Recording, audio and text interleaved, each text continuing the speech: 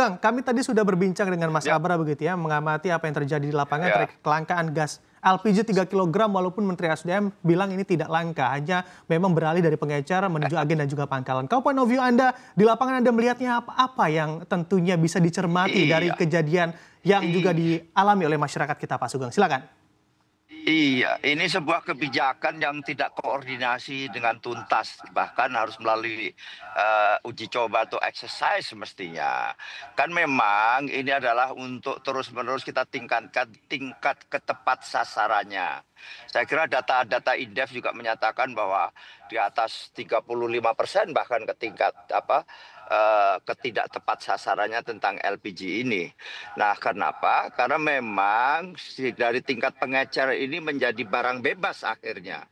Kenapa? Kan ini barang subsidi harus tepat sasaran kepada masyarakat yang tidak mampu dan juga untuk UMKM. Tetapi faktanya kita melihat di lapangan sering ada di warung-warung, ada di minimarket, dan itu yang membeli adalah bebas siapapun. Dan itulah yang terus mau dikoreksi lah. Intinya bagaimana by name by dress lah yang membeli LPG 3 kg ini karena memang barang subsidi, dan di APBN tahun 2025 ini meningkat total energi BBM dan LPG dari 100 maaf ya, naik sampai dari 100 eh, menjadi 112-an triliun ini di APBN. Dan ini kalau kita lihat bagaimana kondisi keuangan kita yang juga sedang tidak baik-baik, maka memang subsidi harus tetap dilakukan, tetapi itu tadi harus tepat sasaran, itu yang mau ditujukan itu. Hanya saja sayangnya kebijakan ini diluncurkan begitu saja tanpa melalui proses-proses penyiapan infrastruktur yang sampai tingkat bawah. Keunggulannya pengajar kan itu memang sampai tingkat desa-desa, di mana sampai ujung di mana konsumen LPG 3 kg itu berada. Sementara kalau pangkalan kan sebagian besar ada di kota kecamatan. Jadi daya jangkaunya sangat susah bagi konsumen 3 kg tadi. Nah, maka tapi risikonya tadi, jadi setelah sampai pengecer itu menjadi barang bebas. Bahkan di Pulau Jawa tuh ada yang menjual tingkat pengecer itu jauh di atas harga eceran tertinggi yang ditetapkan oleh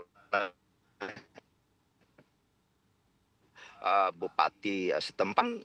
Itu disalahgunakan, pengecer-pengecer lantas dipul sekian tabung tanpa kontrol kepada siapa pembeli, maka dioplos nih yang kita temukan di lapangan begitu. Sehingga maksudnya baik Kementerian SDM untuk mengatur lebih detail, tetapi itu tadi tidak melalui proses yang panjang, sehingga malah justru yang terjadi seperti sekarang ini, terjadi panik buying pada dasarnya. Karena memang kuota dan sebagainya sama sekali tidak berkurang kok, itu masih tetap di APBN tuh.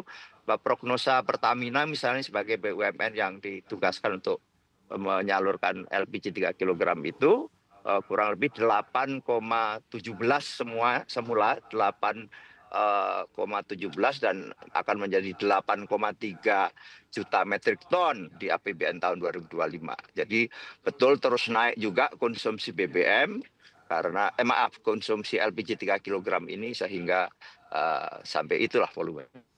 Oke, oke, baik. Saya kira demikian. Oke, saya akan kembali ke Mas Abra. Mas Abra, ternyata sama begitu jawabannya ya, kurang persiapan pada intinya untuk menerapkan kebijakan dari Menteri SDM. Sebetulnya apakah Anda melihat kurangnya persiapan ini sekelas kementerian begitu ya, tidak melakukan kajian yang cukup mendalam untuk menerapkan sebuah kebijakan? Ya, saya yakin sebetulnya pemerintah, Kementerian SDM sudah cukup ya kajiannya, data-datanya mengenai ketidaktepat sasaran LPG 3 kg. Jadi bahkan dari data BPS sendiri yang kami catat, yang kami himpun di tahun 2023 kajian Indef, 67% ya untuk subsidi LPG itu tidak tepat sasaran. Jadi yang menerima, menikmati adalah masyarakat dengan pengeluaran desil 5 ke atas. Jadi itu saja sudah menjadi gambaran bahwa sebetulnya lebih dari cukup untuk pemerintah memiliki keberanian untuk merevisi ya khususnya mengenai Perpres 104 tahun 2007 mengenai sasaran masyarakat yang berhak menerima LPG 3 kg. Tadi rumah tangganya itu jelas lagi spesifik rumah tangga pengeluaran ataupun yang datanya terpadu data masyarakat, data pemerintah DTKS yang memang sudah terintegrasi dengan program-program bansos yang lain gitu. Yang kedua, ya karena akibat pemerintah terus mengulur-ngulur dalam mengeksekusi reformasi subsidi energi ini, tadi dari sisi volume meningkat LPG, kemudian dari sisi anggaran juga meningkat. Tahun 2025 ini alokasinya 87,6 triliun, naik 2,3%. Tetapi lagi-lagi ini punya resiko untuk terjadinya over kuota. Karena di tahun-tahun sebelumnya kita lihat pengalaman, rata-rata pertumbuhan penjualan LPG subsidi dari tahun 2019 ke 2023 itu rata-rata per tahun naik 4,5%. Sedangkan yang LPG non subsidi rata-rata turun 10,9% per tahun. Jadi terjadi shifting tadi, migrasi. Nah itu juga menjadi resiko tersendiri terjadinya over kuota. Apalagi disparitas harga ya antara LPG subsidi dan non subsidi ini terus melebar. Tadi saya sampaikan 40-50% per kilo. Belum lagi kalau kita lihat nanti dari sisi di lapangan, misalnya dari sisi kecepatan dan juga kebutuhan masyarakat ya untuk LPG subsidi ini lebih mudah. Nah, jadi masalahnya saya pikir adalah persoalan siapa yang berhak untuk bisa menikmati LPG subsidi. Nah, kalau memang dirasa pengecer ini memang punya peranan penting, yang diatur adalah bagaimana pengawasan sampai daerah, sampai HET di pengecer itu pun diatur. Jadi margin fee antara agen, kemudian pangkalan dan juga pengecer, dan pengecer apakah dimungkinkan untuk masuk di dalam sistem rantai pasok LPG di dalam peraturan, itu juga perlu dikaji. Jika memang pengecer ini bisa menjadi bagian di dalam rantai distribusi LPG, maka juga perlu diatur HET di level pengecer ini maksimal berapa. Jadi dan memang selama ini pemerintah ya kemarin Ibu Sri Mulyani sampai kaget. Menurut aturan kan mestinya satu tabung LPG subsidi itu 12.750 berdasarkan Permen tahun 2008.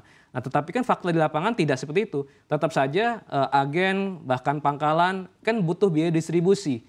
Apakah yang dimaksud 12.750 itu hanya terjadi di Jawa? Bagaimana terjadi di daerah-daerah terpencil? Kan biaya distribusinya juga mahal. Dan itulah yang selama ini juga ditanggung oleh pangkalan, agen, dan bahkan pada akhirnya ditanggung oleh konsumen. Dan pemerintah memang harus membuka mata. Ketika tidak mungkin menetapkan HET secara dipukul rata, bagaimana pengawasan di lapangan, bagaimana batas toleransi HET itu yang telah diatur oleh masing-masing Pemda itu pengawasannya dilakukan baik oleh pemerintah maupun Pertamina. Ketika HET ditemukan jauh melampaui yang sudah ditetapkan, nah bagaimana pemberian sanksinya? Apakah tegas? Apakah terjadi pencabutan izin bagi pangkalan ataupun agen yang memang telah bermain mata ya nakal dengan menetapkan harga HET di atas patokan? Saya pikir dari sisi pengawasan baik oleh pemerintah pusat, Pemda dan Pertamina dalam hal ini Direktur Logistik dan juga Patraniaga punya tanggung jawab juga untuk memastikan HET itu berjalan sesuai dengan aturan.